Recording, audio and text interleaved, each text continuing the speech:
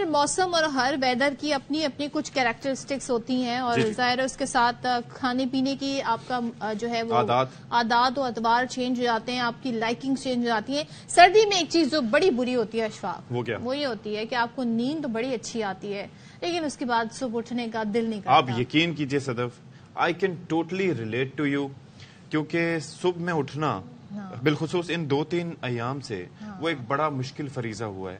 وجہ اس کی یہ ہے کہ شدید سردی کا آئی ڈونٹ نو کہ میرے خیال میں ہمیں اس پہ بھی بات کرنی چاہیے کہ آخر کیا وجہ ہے کہ شدید سردی کا مطلب ہمارے حساب سے سردی کا اور اس میں صبح نہ اٹھ پانے کا ایک بڑا گہرا تال میل ہے اور اتنی اچھی نیند آ رہی ہوتی ہے. نیند آپ کی گہری ہوتی ہے، آپ کی باڈی وارم ہوئی ہوئی ہوتی ہے. جب آپ سوچتے ہیں میں نے باہر نکلنا ہے بلینکٹ سے تو پھر ٹھنڈ لگے گی اور پتہ نہیں اس ٹائم کی جو ٹھنڈ ہوتی ہے وہ آپ کو لگتی ہے کیونکہ آپ کی body temperature according to the weather اس وقت نہیں ہوتا. سو یہ بڑا مسئلہ ہوتا ہے. اب سوچیں جن علاقوں میں بارش ہو رہی ہو، جہاں پہ برف باری ہو رہی ہو، ہماری برف باری بھی ہو رہی ہے، پلیز نوٹس دیٹ. تو یہ آپ دیکھیں صدف کے سیاہ لباس پر یہ برف باری زیادہ واضح ہے. I didn't see it. کتنا خوبصورت لگ رہا ہے. کہاں گئی؟ یس وش آئی کین کیچ سم. اچھا ایک دفعہ اسلام آباد میں جی وہ کیا گرتے ہیں، انہیں کیا کہتے ہیں؟ اولے. وہ میں نے باقاعدہ اولے میں نے باقاعدہ ایک باسکٹ میں جمع کیے تھے. ہمارے کسی کو میں ایسی حرکتیں نہیں کرتی جو آپ کرتے ہیں.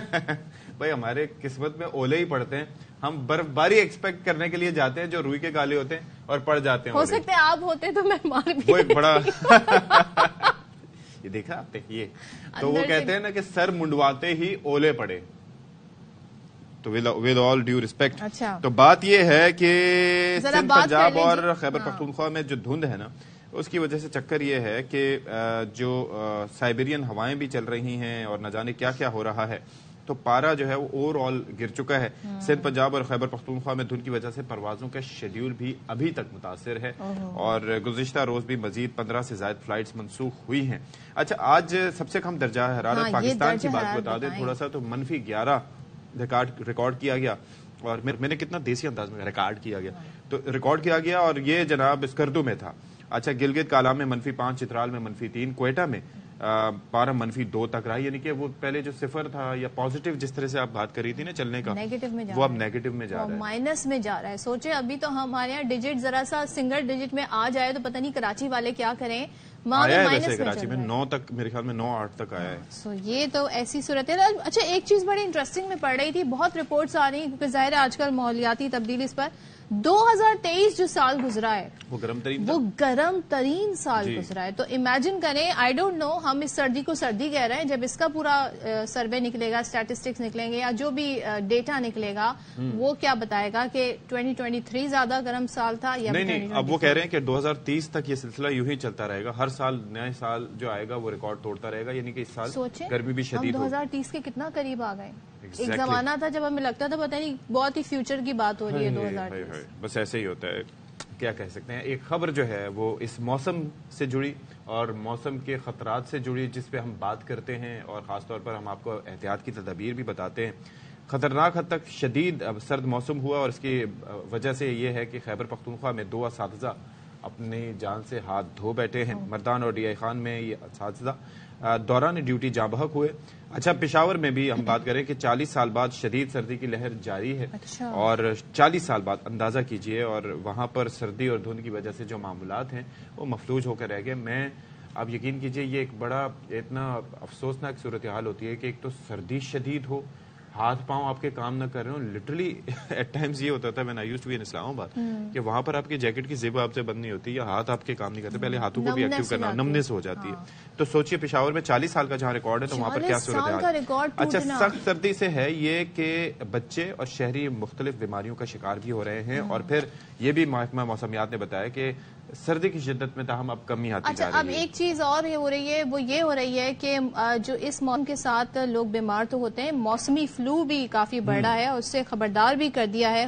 ملک بھر میں جی بیماریاں تیزی سے پھیل رہی ہیں. جو قومی ادارہ صحت ہے اس نے کہا ہے کہ جی ان کیسز میں اضافے کے نظر ایڈوائزری جاری کی جا رہی ہے جس کے تحت ملک بھر میں جو اس سے ریلیٹڈ ادارے ہیں ان کو امراض کی روک تھام کے لیے اقدامات اور متحرک یعنی کہ بھائی الرٹ ہو جائیں، ایکٹیو ہو جائیں، لوگوں کو اویئرنیس دیں، بتائیں کیا کرنا ہے. اور NHA حکام کا کہنا ہے کہ موسمی فلو وائرس کھلی فضا میں کھانسنے اور چھینکنے سے پھیلتا ہے. تو ایک چیز بہت چھوٹی سی عادت ہے کہ جب بھی آپ چھینکیں آپ ایسے ہاتھ کر لیں. اپنا چھینک روکنے کی بالکل کوشش نہیں کیجیے گا کیونکہ یہ آپ کی صحت کے لیے خطرناک ہو سکتی ہے. چھینک جب بھی آئے اپنا ہاتھ چہرے پہ رکھ لیں. کھانسی آئے تو ایسے کر لیں, کسی کو اپنی وائرس جو ہے نا اس کی طرف ٹرانسفر نہ کریں. اور ایک اور چیز یہ ہے کہ احتیاط یہ بھی کریں کہ اب تو کوئی پینڈیمک اس طرح سے نہیں چل رہا پاکستان میں, خاص طور پر اگر کووڈ کی بات کریں. ایک ویریئنٹ آئے لیکن پھر بھی میں یہ عرض کر رہا ہوں کہ اگر آپ نے موسم کی شدت سے بھی اپنے آپ کو بچانا ہے تو اس کے لیے بھی ماسک جو سرجیکل ہے پہن لیا کریں تو وہ بہتر ہوتا ہے. اچھا, یہ جو صورتحال ہے NHA کی ایڈوائزری, اس پر جہانگیر اسلم ہمیں مزید بتا رہے ہیں. جہانگیر, ہمیں ذرا بتائیے گا اس موسمی فلو ہے اس کے حوالے سے کیا ایڈوائزری ہے, کیا بتایا گیا ہے؟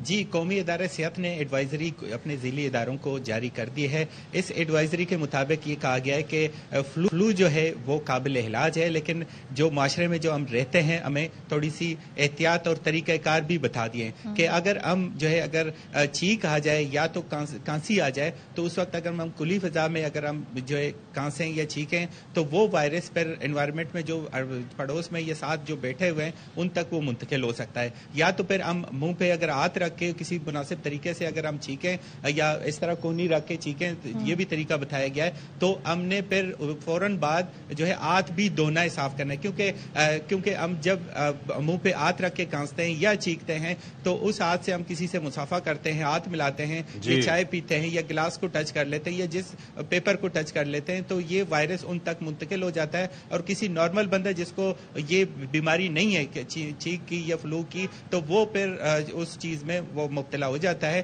لیکن ہمیں اس چیخنے کے بعد یا کانسنے کے بعد اس ہاتھ کو بھی دوبارہ دھونا چاہیے تاکہ یہ وائرس دوسرے دوست بھائی یا گھر میں ہیں تو بچوں تک یہ منتقل نہ ہو. اس ایڈوائزری جو ذیلی ادارے ہیں قومی ادارے صحت کے, ان تک جو یہ ایڈوائزری جاری کر دی گئی ہے. اور یہ بتایا گیا کہ یہ قابل علاج مرض ہے, ناقابل علاج نہیں ہے, لیکن اگر ہم شعور پیدا کر کے احتیاطی تدابیر استعمال کریں تو یہ ہمارے لیے اچھا ہے. جی بالکل ٹھیک ہے جہانگیر, تھینک یو سو مچ. اور ایڈوائزری ظاہر ہے یہ باتیں ہیں جو ہمیں پتہ تو ہوتی ہیں لیکن ہم بھول جاتے ہیں اکثر و بیشتر. لائک ہم سم ٹائمز ہم آپ کو یہ تو بتا رہے ہوتے ہیں جی پوسچر اپنا اچھا رکھنا چاہیے, اسٹریٹ بیٹھنا چاہیے, لیکن ہم خود اکثر یہ باتیں بھول جاتے ہیں. تو یہ ریمائنڈ ایک دوسرے کو کروانا بہت ضروری, پولائٹ وے آپ کرا سکتے ہیں. اور ایک اور چیز ہے جس کے اوپر ہم نے آپ کو ریمائنڈ کروانا ہے وہ ہے جی پولیو کیمپین. شدید سردی ہو, سخت گرمی ہو, یہ چل رہی ہوتی ہے. 8 جنوری سے یہ دوبارہ سے شروع ہو چکی ہے پورے ملک میں پولیو کیمپین. اور اس کے اندر جو ہے وہ آپ دیکھیں کہ بلوچستان میں بھی یہ انسداد پولیو مہم جاری ہے. جس طرح سے میں نے تذکرہ کیا کہ 8 جنوری سے یہ شروع ہوئی تو پورے ملک میں یہ سلسلہ چل رہا ہے. سخت سردی کے عالم میں یہ پولیو ورکرز پہنچیں گے آپ کے پاس, آپ کے یہ موسم میں یہ پولیو ورکر, سلام ہے ان کو, سیلیوٹ ہے ان کو کہ یہ اپنے فرض کی ادائیگی کے لیے جی موسم کی بھی پرواہ نہیں کر رہے. لیکن کچھ لوگ ہمارے یہاں ابھی بھی ایسے ہیں جو ان باتوں پر یقین نہیں رکھتے, کہتے ہیں جی ہم نے تو نہیں پولیو کے قطرے پلوانے, اس سے پتہ نہیں کیا ہو جائے گا. بہت ساری چیزیں انہوں نے سوچی رکھی ہوتی ہیں.